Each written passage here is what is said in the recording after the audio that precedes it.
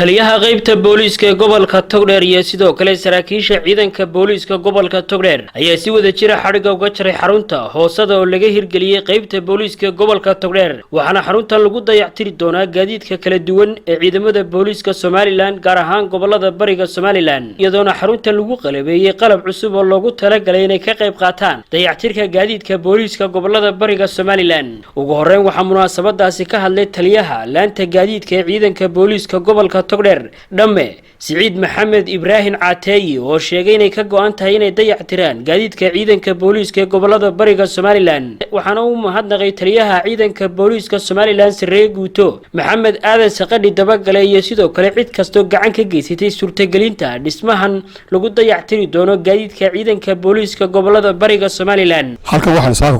ku daafureynaa hoosada gaadiidka laga daafuray gobolka Togdheer taas oo laga shaqeyn doono gobolada gaadiidka gobolada bari ee booliiska iyo gaadiidka kale booliiskaba hoosadaas oo aanu qabnay baahi fara badan aanu qabnay in badan aan suura gelin inaan sameeyno hadda ayay noo soo gashay taliyaha ciidanka booliiska Maxamed Aadan Saqadhi ayaa noo suura geliyay aad iyo aad baan ugu mahad celinaynaa waxa weeyaan qalabku uu dhameystiran yahay waa mishiinkii laxamada taliyaha noo iibiyay goomaystihii charge-kii tuulashii wiishka lagu qaadayay maslimadii qalabkaas dhamaantii uu noo dhameystiran yahay oo hoos shaqeyn karta oo dhaqaaqaysa oo gaadiidka nooc kastaba ka shaqeynaysa waana hoosadina waanu dhisnay way fiican tahay aad iyo aad baan ugu mahad celinaa taliyaha ciidanka booliiska injineer Axmed Cabdilaahi Abyan oo ah injineerka dhisay dhismahan xarunta dayactirka gaadiidka ee ciidanka booliiska gobolada bariga Somaliland ayaa ka warbixiyay dhismahan iyo sidoo kale tayadiisa ismaadkeenani wuxuu daaran yahay xariga jarka hoosada gaadiidka gobolka Togdheer ama gobolada Mudane oo dhan oo uu noo suura geliyay janka cusub ee bilayska la jaan qaaday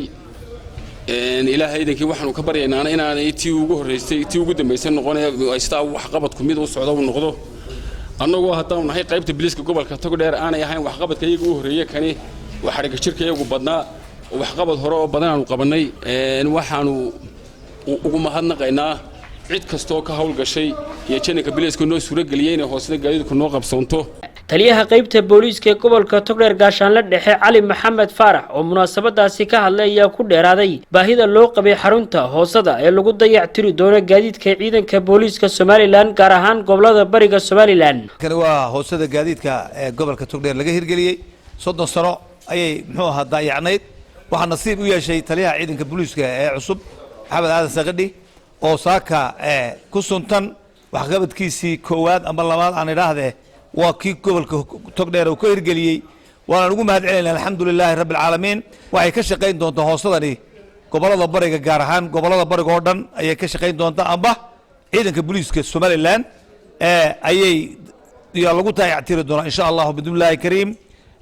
waana wax qabad muhiim u ah dhinaca gaadiidka iyo transportationka xagga baabuurta Maxamed Aadan Saqadhi oo dardar wanaagsan ku haya ciidanka booliiska amba reform kuwada booliiska insha Allah bidnillaahi kariim halkani waxay noqon doontaa meesha gaadiidka aynu ku dayactir doorno dayactirka gaadiidka oo mushkilad badan ka haysatay dhinaca sameynta amba muxuu ahaa marka gaadiidku muxuu ahaa sameynta xagga dhinaca dayactirka ayay noqon doontaa meel asturan